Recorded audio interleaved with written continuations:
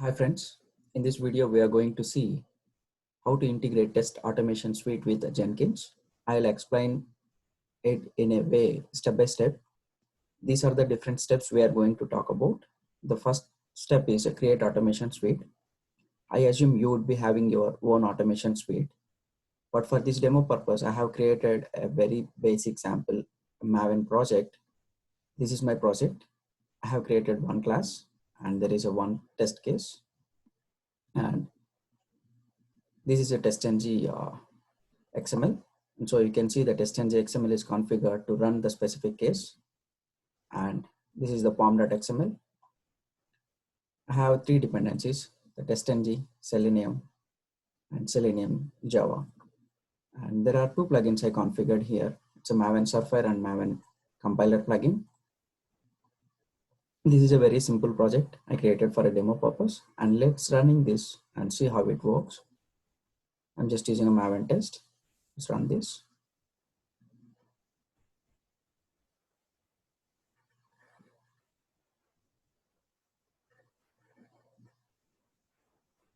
Yes, this picked up the testng XML. Perfect. This runs successfully. The test case is executed. So there is no problem with our project. This is fine. Now let's integrate this project with the Jenkins. Let's go to a browser and Jenkins download.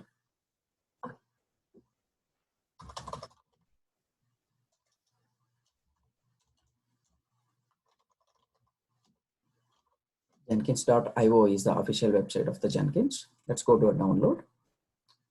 You can find the long-term supported version and a weekly. I'm going to download the long-term supported version. It's a Windows. You can select whichever the platform you are working. I'm going to download the Windows. Okay, it started downloading, but I'm going to cancel now since I have this already downloaded. Now let's go to the Jenkins file.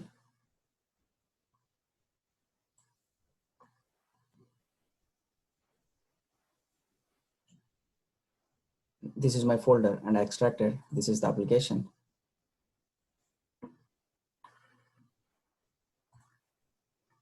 Select the path, install the Jenkins.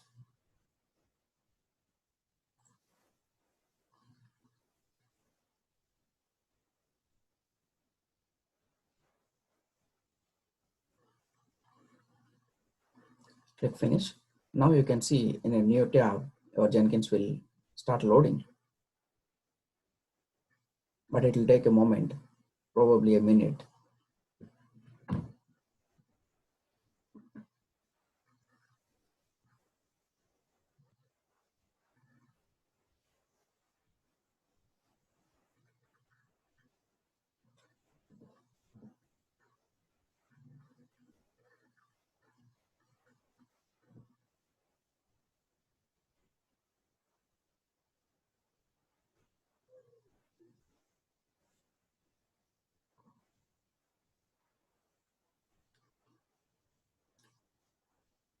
Yes, Jenkins is getting ready to work.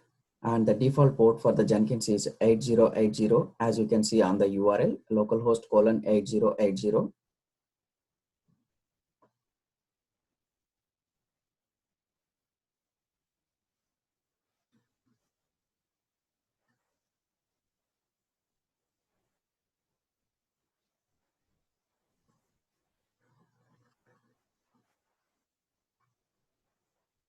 Okay, now it is getting ready for us. And you can see there is a path which is displayed C program files Jenkins secrets. Under the secrets, we have a file initial admin password where you can find the password, administrator password.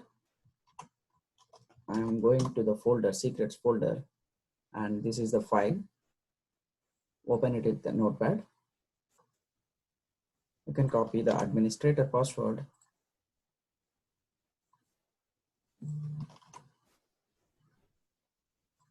Click continue.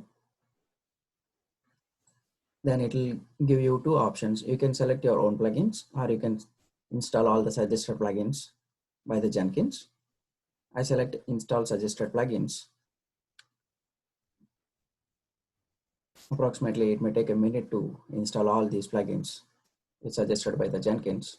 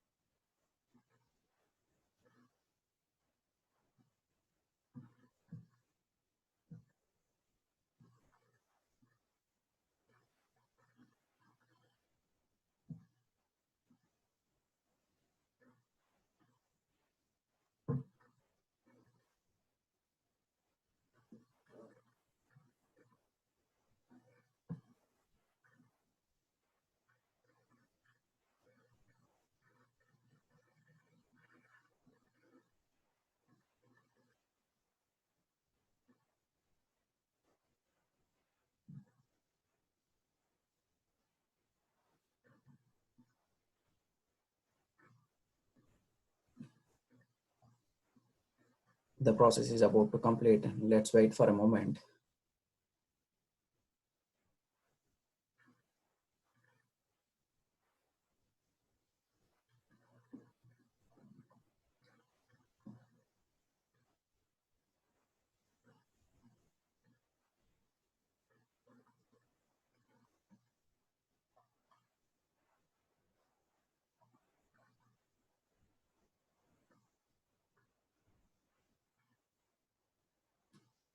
Yes, all the suggested plugins are installed, and now you can create your own user or you can continue as an admin.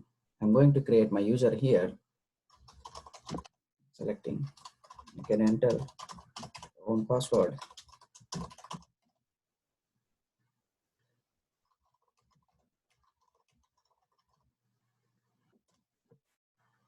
Okay, click save and continue. So this user is created, and from the next time you can use that username and password to log into your Jenkins. And this is the Jenkins URL. It's http colon slash slash localhost colon 8080. But if you want, you can change this URL. But I'm continuing with the same. Save and finish. Perfect. Your Jenkins is ready. Start using Jenkins. Okay, this is the dashboard. We are on the home page of the Jenkins.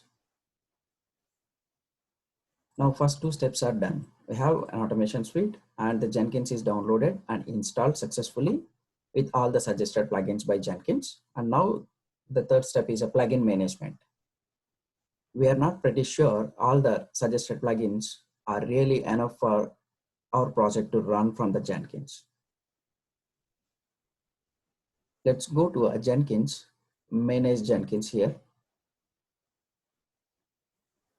You can see a manage plugins section. Click on that. You would be taken to the manage plugins. Since all plugins are up to date, you are not seeing no updates. If any of your plugins are required or needed an update, you would be seeing those plugins and you would be able to update them to the latest version. Now I'm going to an available plugin, available tab. This is the place where you can find all the available plugins from the Jenkins central repository, and you can pick anything and you can install. And if you go to an installed, you can find all the installed plugins under this section. And there is a one more tab, advanced, you can see here. This will help us to upload the plugin and install them. If you don't find your required plugin under the available section, which means the Jenkins central repository, if you have the file, the .hpi file to install, you can go to an advanced tab and select choose file, upload your file and then install. That plugin will get installed successfully in the Jenkins and you're ready to use that. And for now, we're not going to see this since we have all the required plugins in the Jenkins central repository. Okay, let's go back to the Jenkins homepage. And let's move on to the fourth step, a configuration. It's a Jenkins configuration. Go to Manage Jenkins, where you can see the configure system. Let's go to the configure system.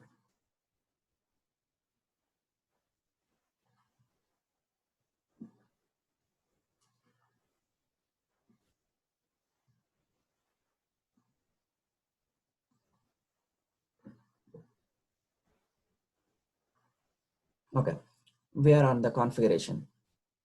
Okay, you can see a home directory of the Jenkins, where the Jenkins homepage or the home directory you can see, and the number of executors, how many executors would be allowed. You can increase or decrease the size, let it be a 2. And usage, use this as much as possible or only build jobs which label expression matches this node. I'll talk about this one in the next video when I'm explaining you about how to configure a node or a slave machine. For now, I'm going to keep this, use this node as much as possible. And coming to the Jenkins location, if you see a warning, please add a valid host name instead of a local host. You can provide your IP address or you can give the machine name here. And you can provide the system administrator email address to set up the Jenkins location and the administrator email, and you should be good there. And there are so many sections here that we are yet to discuss, and I'm not going to talk about them at the moment. But this timestamper, if we want to change the format of the time in the console output, you are always free to change this format here, and that will be reflecting. I will show you this time format or the elapsed time format once we successfully run the job. And keep going down. You can configure a GitHub. If you are cloning a project from the subversion, whether a GitHub or SVN or from ClearCase or CVS, you need to configure the server. Only then you can use that. You would be configuring your GitHub server here, but we are not doing in this video. Keep going down, and we have an extended email notification plugin is registered, and that's why we are seeing this under the configuration section. You can configure the SMTP server, the port name, and you can do all the required configuration to send out an email. What would be the subject, default subject of the email address, and you can change this, and you can change the content, the default content of the email. We'll talk about that in some time. That's all. This is the configuration. Major configuration, what we do is the email notification, and then any source code SCM, the server will be registered. And if you want, you can change the timestamper, but you can always keep this. This is the standard format, and the Jenkins location. These are the few sections that we majorly deal here. But if we are dealing with any cloud, the configuration will be a little different. I'll talk about that in the next video. And let's go to the next step. It's a global tool configuration. This is a really, really important configuration which we have to do to run a job. Let's go to manage Jenkins again. It's going back one step. And a global tool configuration. Going to a global tool configuration. Since we are not using Git, I'm deleting this for now. And to run my project, I need a JDK and a Maven. Let's add a JDK. This has an option you can instantly download the which version of a JDK is required to run your project from the website. For that, you need to provide a valid credentials, the Oracle account credentials, to download that in a runtime. But for time being, I'm going to configure. I'm not going to download from the website. I'm going to provide my local JDK path, which would be, let me go to a C program files. I have my Java here. This is my home path. Coming back, I'm giving some name Java 8 and provide the home path. Uncheck this install automatically. And going to Maven, I'm giving a name as a Maven. I can select this version 3.6.3 from the website. So I should be good. I'm just saving this configuration. The global tool configuration is saved with JDK and a Maven. So we should be good to run our job now. Let's go to the next step, that is scheduling a job. Okay, before scheduling a job, let's create a job and run them first, and then we'll schedule it. Coming back to the Jenkins home, you have an option. You can create a new job. Since this is a pretty new, so you have an option, create a new jobs. But if you have already created jobs, you wouldn't be seeing this. You need to go and click the new item. I'm clicking a new item. You can enter job name. Okay. Our project is a Maven project. I don't see a Maven option here. Let's go ahead and install the Maven and come back. Go to Jenkins. As I explained you earlier, manage Jenkins. Go to manage plugins. Let's go to an available where I can find the plugins from the Jenkins central repository. Let's search for a Maven.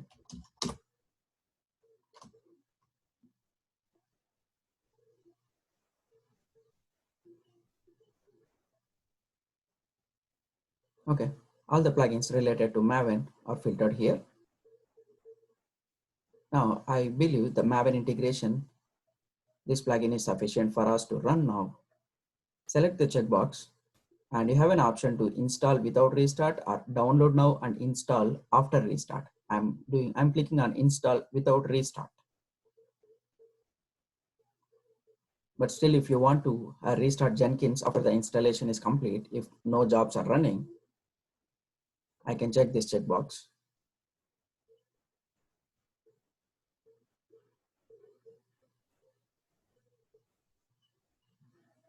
This is restarting my Jenkins.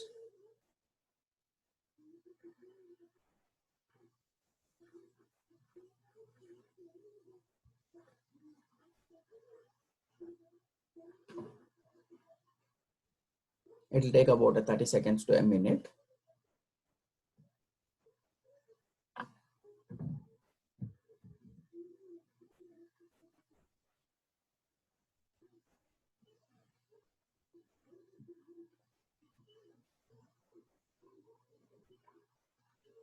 Okay, I'm going to log in using the credentials which we created. Perfect. Let's go to a Jenkins.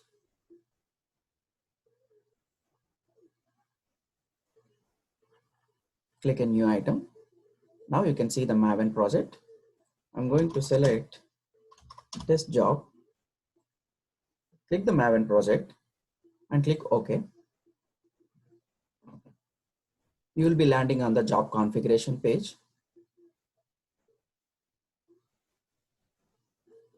Yep, we are on the configuration page. You can see there are different sections listed over here.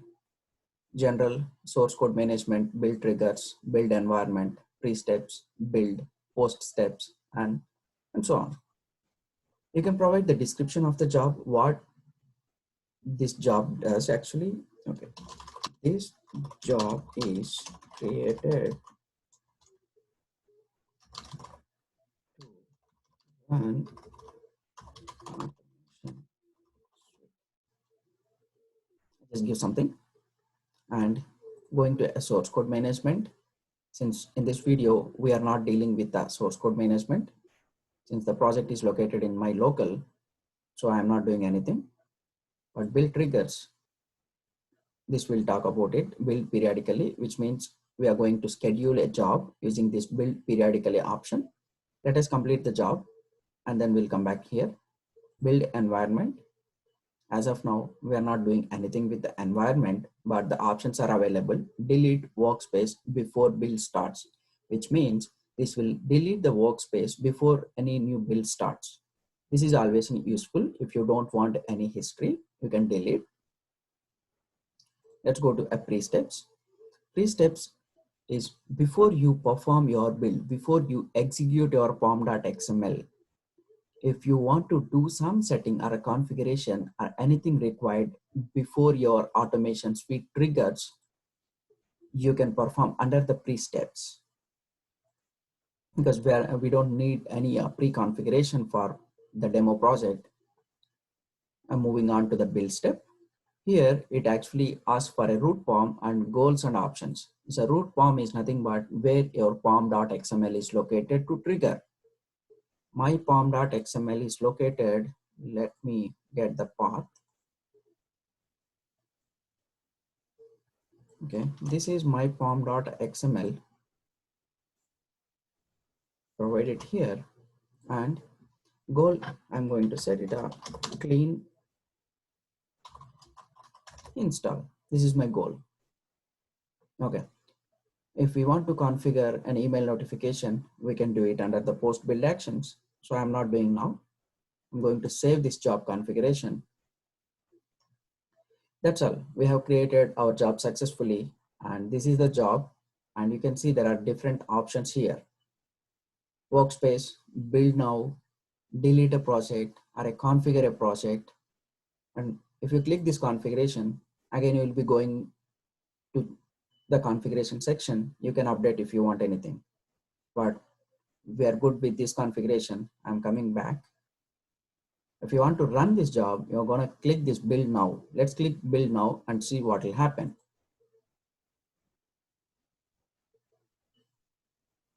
Okay, this job is running now. If you want to see the output, click on this job. You'll be taking here and click the console output.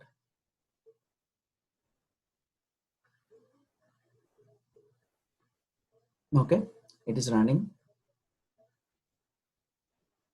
It picked up the pom.xml and the goal.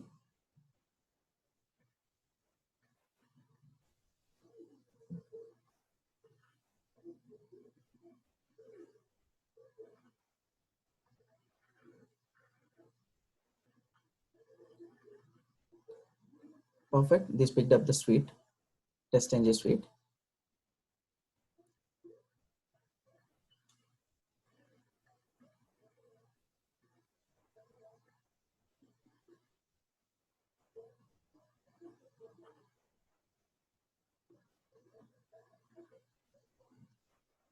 All right, the build is success. You can see here, finished successfully. And if you notice, this is the first test. This is the test case we created in the demo project.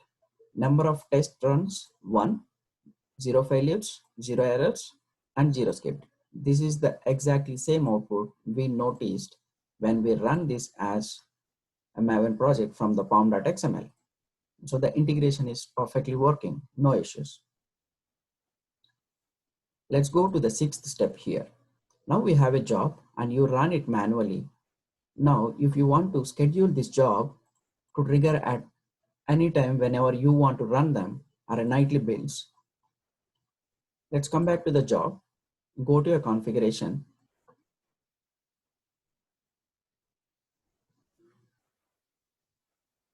go to build triggers, where you can see a build periodically option. Select the checkbox and you would be able to schedule. You see the schedule box here. To schedule, these are the different parameters we need to provide to schedule the job.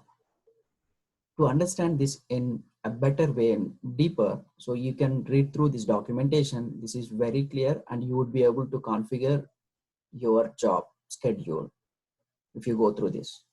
Now I'm going to provide the minutes within the hour.